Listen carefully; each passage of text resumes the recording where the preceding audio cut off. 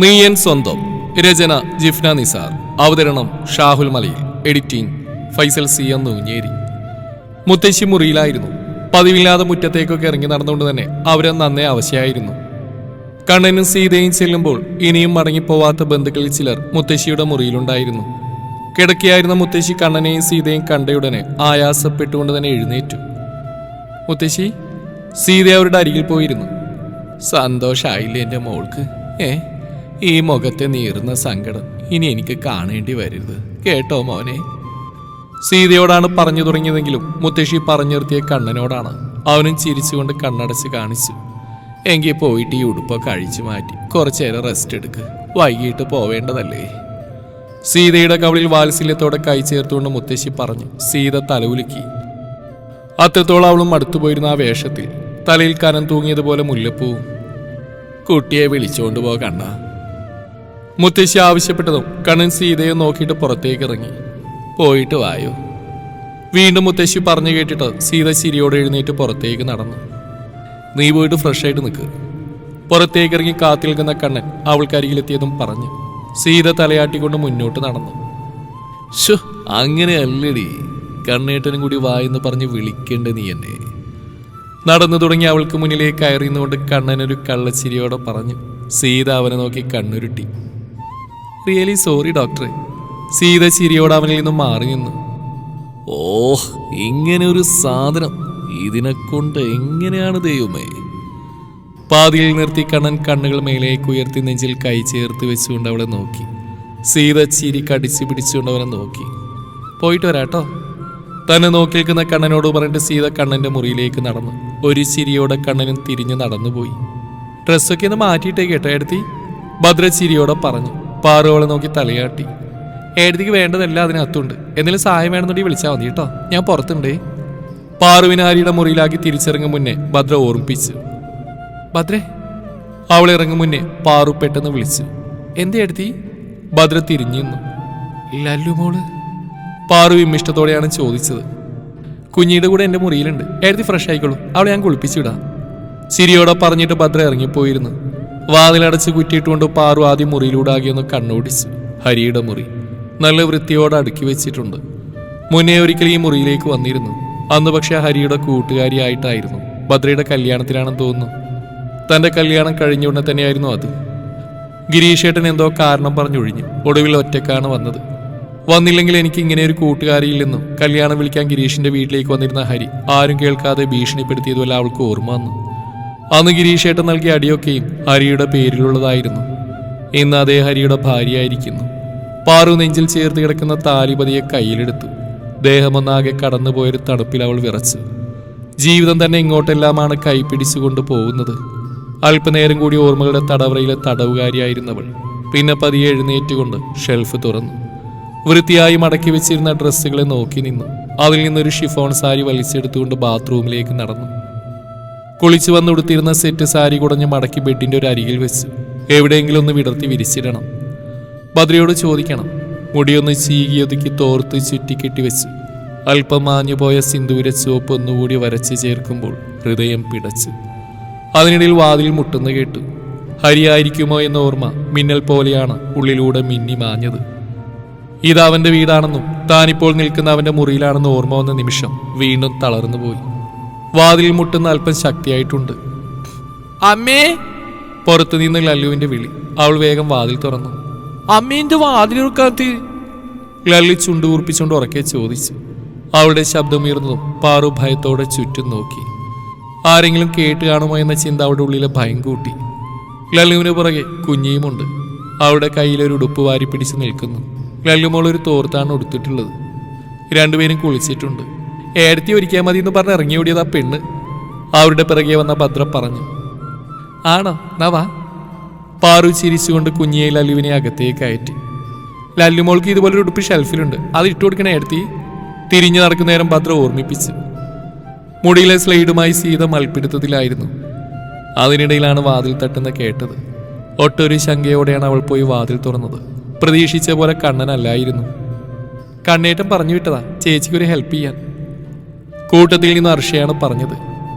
കൺമുന്നിൽ നേർക്ക് നേർ വന്നാലും മിണ്ടാതെ മുഖത്തൊരു ലോഡ് പുച്ഛവുമായി പോകുന്നവളായിരുന്നു. സീത അതാണ് ആദ്യം ഓർത്ത്. അകത്തേക്ക് വാ.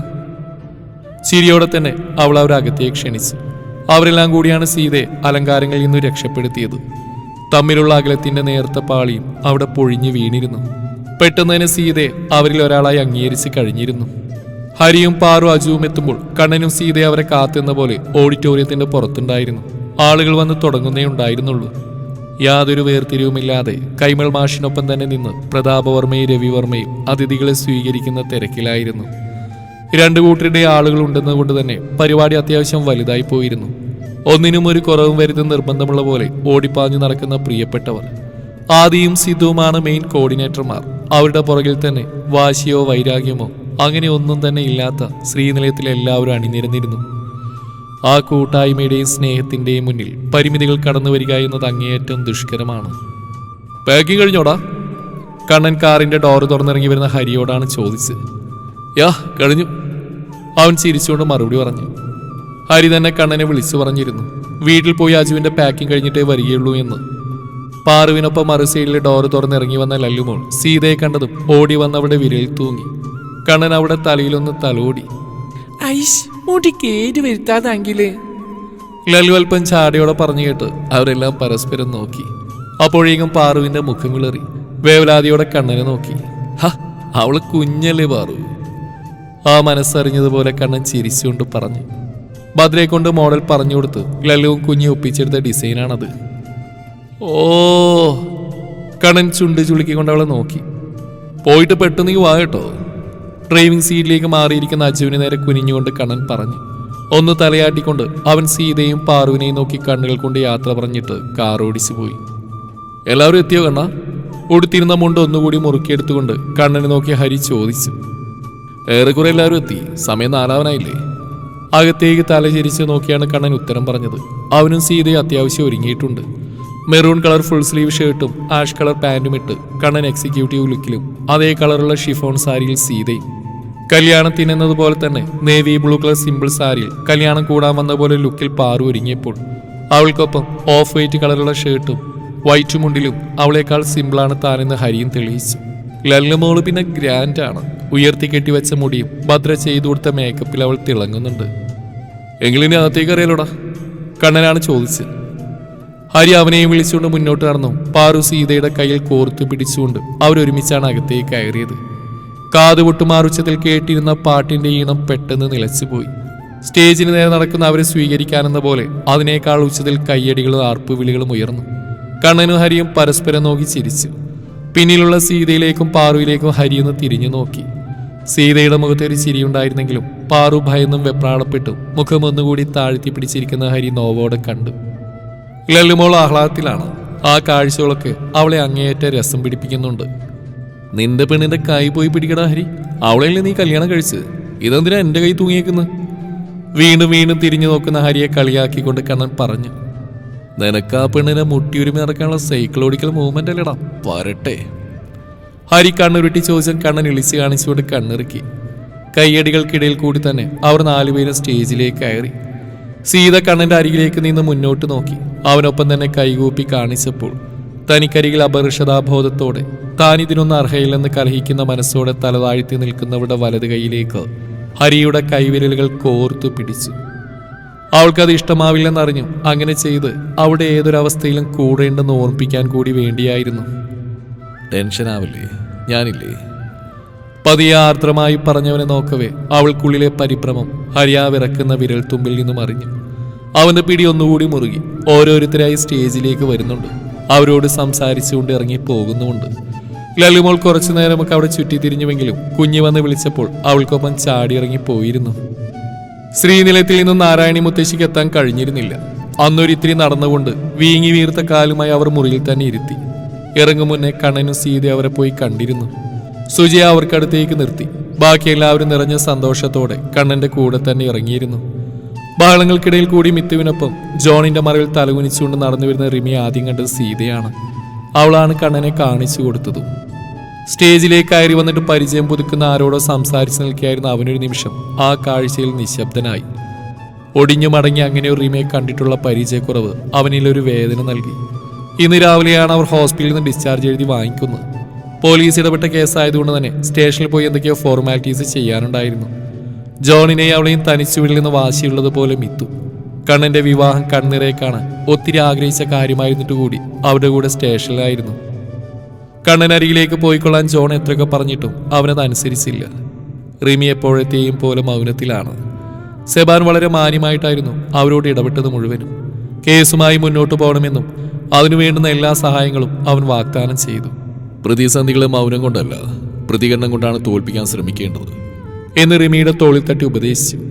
ഇന്നാണ് കണ്ണന്റെ കല്യാണമെന്ന് മിത്തു പറഞ്ഞിട്ടാണ് സെബാൻ അറിഞ്ഞത്. അവിടുന്ന് ഇറങ്ങിയവർ നേരെ പോന്ന് ഓഡിറ്റോറിയത്തിലേക്കായിരുന്നു. മുന്നേ അഹങ്കാരത്തോടെ തലയുയർത്തി നടന്നവൾ, ഏതൊരാൾക്കൂട്ടത്തിലേക്കും ആത്മവിശ്വാസത്തോടെ ചങ്കുറപ്പോടെ കയറി ഇടപെടുന്നവൾ. അവളിലെ അന്ന് കണ്ട ഭയത്തെ മിത്തുവിനെയും ഏറെ വേദനിപ്പിച്ചു. അതേ വേദന അവൻ ജോണിന്റെ മുഖത്തും കണ്ടതുകൊണ്ടായിരിക്കും കൈകൾ പിടിച്ചുകൊണ്ട് അച്ഛന്റെ തോളിൽ അമർത്തി പിടിച്ചതും. സ്റ്റേജിലേക്ക് നോക്കി നേർത്തൊരു ചിരിയോടെ നിൽക്കുന്ന റിമിയുടെ കൈയും പിടിച്ചാണ് മിത്തു അങ്ങോട്ട് കയറിയത്. അവരെ കണ്ട കണ്ണൻ അടുത്തുള്ള ആളെയും നോക്കി ചിരിച്ചതിന് ശേഷം മിത്തുവിന് നേരെ ചെന്നു. അവനെ ഗാഠമായി ആശ്ലേഷിച്ച് അവനെ നോക്കി റിമിയും ഉണ്ടായിരുന്നു. ആ ചേർത്തുപിടികൾ കൊണ്ട് രണ്ടുപേരിലും അതുവരെ ഉണ്ടായിരുന്ന കുഞ്ഞു നോവെല്ലാം മാഞ്ഞു പോയിരുന്നു. ഉള്ളിലേക്ക് വീണ്ടും കുറ്റബോധം ഇരച്ചു കയറിയത് കൊണ്ടാവാം റിമിയുടെ മുഖം കൂടുതൽ കുനിഞ്ഞു. മിത്തുവിനെ വിട്ടുമാറിയ കണ്ണൻ പ്രതീക്ഷിക്കാതെ അവളെ കൂടി ചേർത്ത് പിടിച്ചതോടെ നിറഞ്ഞ കണ്ണോട് അവളുടെ നോട്ടം സീതയുടെ നേരെയാണ് നീണ്ടത്. നിറഞ്ഞ ചിരിയോടെ സീതയും വന്ന് അവളെ കെട്ടിപ്പിടിച്ചാണ് സ്വീകരിച്ചത്. പാർവതി റിമിയെ നോക്കി നേർത്തൊരു ചിരിയോടെ നിന്നു. ഹരിക്കരികിലേക്ക് ചെന്ന മിത്തു അവനെ തന്നെ സൂക്ഷിച്ചു നോക്കി. ചിരിച്ചുകൊണ്ട് ഹരി അവനെ ചേർത്ത് പിടിച്ച് പുറത്ത് തട്ടിക്കൊടുത്തു. ടെൻഷൻ ആവില്ലേ മിത്തു, നിന്റെ സ്നേഹം കൊണ്ട് തോൽപ്പിച്ച് കളയാവുന്ന പ്രശ്നങ്ങൾ ഇപ്പം നിന്റെ പെണ്ണിനുള്ളൂ. ചേർന്ന് നിൽക്ക്, നീ ചേർത്ത് പിടിച്ചിട്ട് നിന്റെ സ്നേഹം മുഴുവൻ അറിയിച്ചു കൊടുക്ക്. അവൾക്കതിന് നേരെ കണ്ണടക്കാൻ കഴിയില്ലടാ, എനിക്ക് ഉറപ്പുണ്ട്. മിത്തുവിന്റെ മനസ്സറിഞ്ഞ പോലെ ഹരി പറഞ്ഞു. ജോണിന്റെ നേരെ കൈ നീട്ടി നിൽക്കുന്നുണ്ടെങ്കിലും കണ്ണന്റെ മിഴികൾ കെട്ടിപ്പിടിച്ച് നിൽക്കുന്ന ഹരിയുടെയും മിത്തുവിന്റെയും നേരെയാണ്. അവന്റെ നോട്ടം കണ്ടിട്ട് ഹരിയൊന്ന് കണ്ണി ചിമ്മി കാണിച്ചു. ഹരിയെ വിട്ട് അകന്നു മാറുമ്പോൾ മിത്തുവിന്റെ കണ്ണിലൊരു പുതിയ തിളക്കം കൈവന്നിരുന്നു. ആദിക്കും സിദ്ധുവിനുമൊപ്പം അവൻ തിരക്കുകൾക്കിടയിലേക്ക് അലിഞ്ഞു. തലയിന്നെത്താൻ കഴിയാത്ത കുറവ് കൂടി മിത്തു നികത്തുന്നുണ്ടായിരുന്നു. ബാംഗ്ലൂരിൽ നിന്ന് കണ്ണന്റെ അടുത്ത സുഹൃത്തുക്കൾ മാത്രമേ വിളിച്ചിട്ടുള്ളൂ.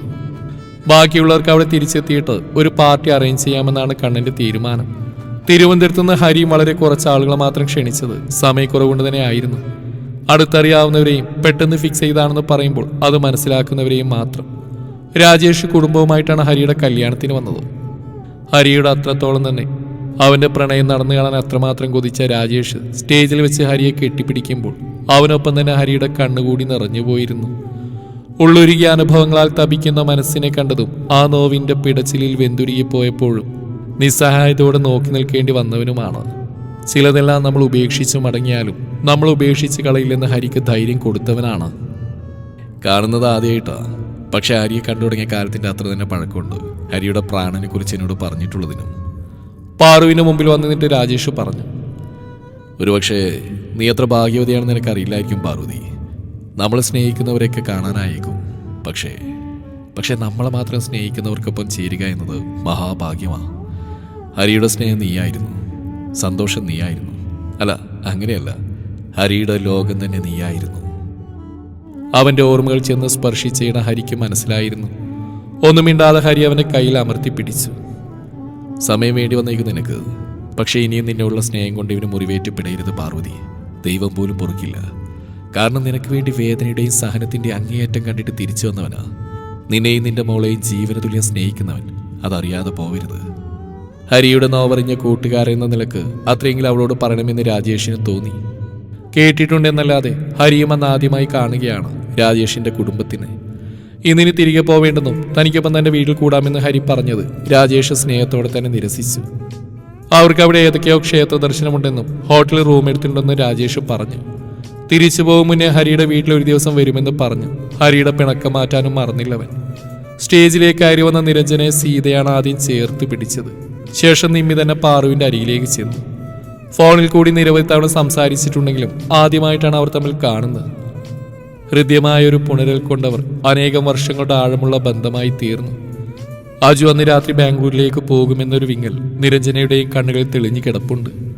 ആ പേരും പറഞ്ഞിട്ട് കണ്ണനും ഹരിയും കാര്യമായി തന്നെ അവളെ കളിയാക്കി ചിരിക്കുന്നുണ്ട്.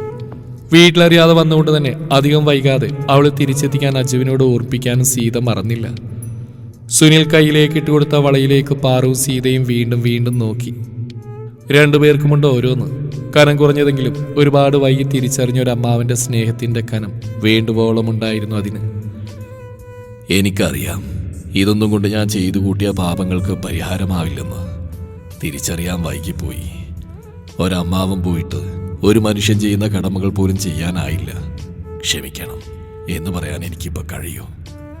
ഇതൊന്നും വേണ്ടായിരുന്നു മാമേ എന്നുള്ള സീതയുടെ വാക്കുകൾ കിട്ടിയ മറുപടി. കല്യാണി അമ്മക്ക് സീതയെയും പാറുവിനെയും വിവാഹവേഷത്തിൽ കാണണമെന്നുള്ള ആഗ്രഹം സുനിൽ മനസ്സോട് അംഗീകരിച്ചിരുന്നു. നടക്കാനാവാത്തവരെ സുനിലും ഭാര്യയും താങ്ങിപ്പിടിച്ചാണ് ഹാളിലേക്ക് കൊണ്ടുവന്നത്. കണ്ണനും സീതയും പാറുവും ഹരി അങ്ങോട്ട് ചെന്നിട്ടാണ് അവരുടെ അനുഗ്രഹം വാങ്ങിയത്. കണ്ണൻ വിളിച്ചു പറഞ്ഞുകൊണ്ട് ആദ്യം വന്നിട്ട് സുനിലിനെ വിളിച്ചുകൊണ്ടുപോയതോടെ താൻ ഇവിടെ ഇപ്പോൾ എന്ത് ചെയ്യുമെന്നുള്ള അയാളുടെ ആശങ്ക വിട്ടുമാറിയിരുന്നു. കളം നിറഞ്ഞാടി അമ്മാവിന്റെ റോൾ സുനിൽ നന്നായി ചെയ്തു ഫലിപ്പിച്ചു. അയാളുടെ ഭാര്യയ്ക്കും കാര്യമായ മാറ്റങ്ങളുണ്ടെന്ന് അവർക്കെല്ലാം തോന്നി. ഏറ്റവും ഒടുവിലെ കസേരയിൽ ഇരുന്നുകൊണ്ട് സ്റ്റേജിലേക്ക് നോക്കിയിരിക്കുന്ന ആര്യ അരികിൽ നിന്ന് ആരോ വിളിക്കുന്ന കേട്ട് ഞെട്ടിക്കൊണ്ട് തിരിഞ്ഞു. സെബാൻ.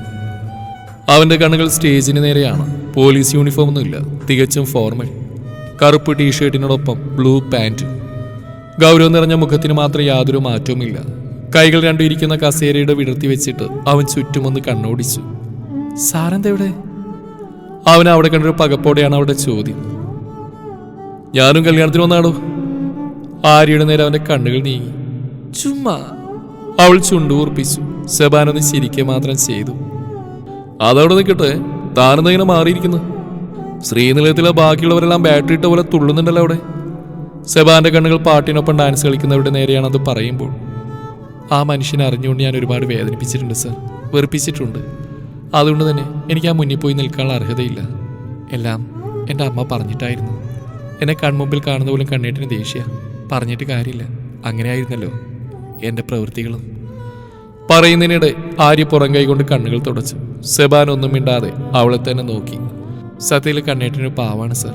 സ്വന്തം പോലെ കണ്ടിട്ട് എല്ലാവരെയും സ്നേഹിക്കാൻ മാത്രം അറിയാവുന്ന മനസ്സാ. പക്ഷേ എല്ലാവർക്കും കണ്ണേട്ടിൻ്റെ കാശ് മാത്രം മതി. ആര്യയുടെ കണ്ണുകൾ വീണ്ടും സ്റ്റേജിന് നേരെ നീണ്ടു. എന്നോട് ഒരു പ്രാവശ്യം പറഞ്ഞിട്ടുണ്ട്, ഒരു സഹോദരനായിട്ട് കണ്ടാൽ മതി, അതാണ് കണ്ണേട്ടിന് ഇഷ്ടമെന്ന്. പക്ഷെ അപ്പോഴേക്ക് അമ്മയുടെ വാക്ക് കേട്ട് വീണ്ടും വീണ്ടും ഞാൻ മനസ്സിൽ വെറുപ്പ് നിറച്ചു. മരണം വരെയും കണ്ണേട്ടിന് എന്നോട് വെറുപ്പ് തന്നെയായിരിക്കും സാർ. അതോർക്കുമ്പോൾ എനിക്ക് വേദനിക്കുന്നുണ്ട്. ആരോടും പറയാൻ കഴിയാത്തത്രയും വേദന. തന്നെ നോക്കുന്ന ആ നിറഞ്ഞ കണ്ണുകളിൽ അത്രയും സെബാന ആ വേദന കണ്ടിരുന്നു. വാ എണീക്ക്. പെട്ടെന്ന് അവൻ എഴുന്നേറ്റതും ആര്യയുടെ കയ്യിൽ പിടിച്ച് വലിച്ചെഴുന്നേൽപ്പിച്ചതും. സർ. അവൾ അവിശ്വസനീയതയോടെ വിളിക്കുന്നതിന് മുന്നേ തന്നെ അവളെയും പിടിച്ചുകൊണ്ട് സെബാൻ സ്റ്റേജിന് നേരെ നടന്നു. പ്ലീസ് സർ, എന്റെ കൈവിട്, ആളുകൾ ശ്രദ്ധിക്കുന്നു. ആര്യ കുതിരുന്നതിനനുസരിച്ച് സെബാന്റെ കൈകൾ അവളിൽ മുറുകി. തുടരും ഈ കഥയുടെ ബാക്കി ഭാഗം നാളെ ഇതേ സമയം.